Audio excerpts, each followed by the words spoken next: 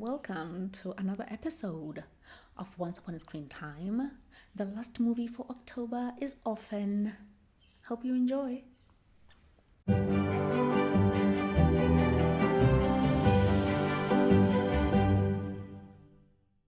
Once upon a time, in a cozy, picturesque kingdom called Connecticut, there lived a lovely family, the Colemans. Now, this family was going through some hard times, like all families do. Kate, the mom, was dealing with the aftermath of a tragic miscarriage. John, the dad, was sort of just there, looking concerned but otherwise useless. And their two kids, Max and Danielle, were doing their best to survive the storm of parental dysfunction. But this was no ordinary family story about healing and emotional growth. Oh no, this is the story of how the Colemans decided to adopt an orphan. Because that's how you patch up a rocky marriage. And ended up with something much worse than they bargained for. Esther, a seemingly sweet and innocent little girl with a secret that's more disturbing than anything one could ever imagine. Let's dive into the nail-biting world of ill-advised adoptions, creepy children, and parental decision-making that will make you facepalm so hard you will feel it in your soul. So gather around for the twisted and dark fairy tale of Orphan, where moral lessons are nowhere to be found and happily ever after was never an option. Our tale begins with the Colemans, who are your average well-to-do suburban family trying to recover from the emotional devastation of losing a child. Kate is a talented musician with a tragic backstory of alcoholism, and John is the kind of husband who thinks a new child will fix everything, as if kids are emotional band-aids. They already have two children, Daniel, a stereotypical older brother who plays video games and spends most of his time being annoyed, and Max, a sweet little girl who is hearing impaired and exists solely to be cute and vulnerable. Clearly, the best solution for their family's problems is to adopt a third child, because that's what all families do to cope with tragedy, right? More kids, more problems, what could go wrong? Enter the orphanage, a place that's supposed to be filled with hope and second chances, but in this particular case, feels more like the setting of a haunted house. There, John and Kate meet Esther, a precocious little girl who's way too composed, artistic, and polite for a child her age. And because the Colemans have the worst intuition in the world, they instantly fall for the whole sweet little girl act. Esther is adopted, and everyone's convinced they've found their missing puzzle piece. Spoiler alert, they have not. Esther is welcomed into the Coleman household with open arms, and for the first 24 hours, everything seems fine. Too fine.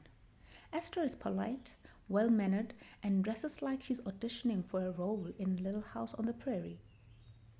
She makes charming small talk, paints like a mini Picasso, and even takes liking to Max, the youngest child. To the untrained eye, Esther appears to be a dream come true for this family. But this is a horror movie, and if we know anything about horror movies, things aren't always as they seem. Esther's wide eyes and sweet smiles are hiding something much darker. You see, Esther has a habit of staring at people a little bit too long, offering unsettling compliments and knowing things that a child her age really shouldn't know. The Colemans, being blissfully unaware, they think they've adopted an angel. But before long, Esther starts showing her true colors, and those colors are less innocent child and more psychotic mastermind. Here's a warning. If the orphan you adopted is a little bit too good to be true, she probably is. Now that Esther's comfortably settled into a new home, the fun really begins. What's the first thing a manipulative villain does? Isolate her prey, obviously. Esther quickly gets to work, driving a wedge between Kate and John, because a divided kingdom is easier to conquer. Esther starts with subtle psychological warfare, like saying creepy things to Kate and making her feel like she's going crazy. Kate, being the only person with half a brain in this story, starts to get suspicious. She notices that Esther is a little too perfect, but when she voices her concerns to John, he dismisses her because he's John. He's the typical clueless dad who thinks his wife is just being paranoid. To be fair, Kate does have a history of alcoholism, so naturally John assumes her suspicions are just her trauma talking. Meanwhile, Esther is playing the perfect little princess with everyone else. She's kind to Max, charms the teachers at school, and even gives Daniel, the skeptical older brother, a run for his money. But when no one's looking, Esther's doing some shady stuff, manipulating Max into covering for her, sabotaging Kate at every turn, and gaslighting anyone who gets in her way. Classic villain behavior. As Esther's manipulation intensifies, so do the accidents happening around her. First, it's the little things, like a girl accidentally falling and breaking an ankle when she's around, scaring Max, or making Daniel's life a living nightmare by subtly bullying him. But then things escalate to a full-on horror movie territory. Next up is Sister Abigail, the nun from the orphanage who knows something's off about Esther and decides to investigate. Bad idea, Sister Abigail. Bad idea. Esther doesn't take kindly to people poking around in her business, so she orchestrates a car accident for the poor nun and bludgeons her with a hammer, then hides the hammer in their tree house, and well, let's just say she was not done. Talking about the scene with the treehouse, Daniel, suddenly being the protective older brother, starts to get wise to Esther's evil antics and decides to do some snooping. Naturally, Esther catches the wind of this and decides to handle the situation in the most logical way possible by trying to kill him. Just sibling rivalry stuff.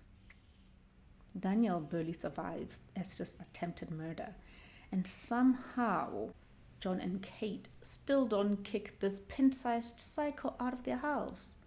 Instead, they think of it as an unfortunate accident, because in this tale, denial is stronger than common sense.